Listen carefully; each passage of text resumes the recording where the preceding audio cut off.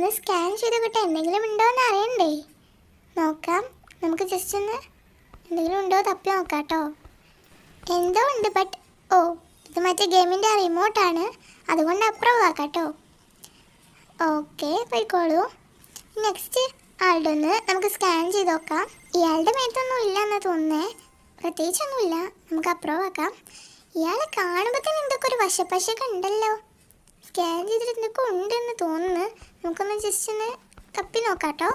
ഇത് പ്രശ്നമാണ്, ആ സ്റ്റാർ പോലത്തെ ബ്ലേഡാണത്. ഓക്കെ, അതൊന്നും കാര്യമാക്കണ്ട.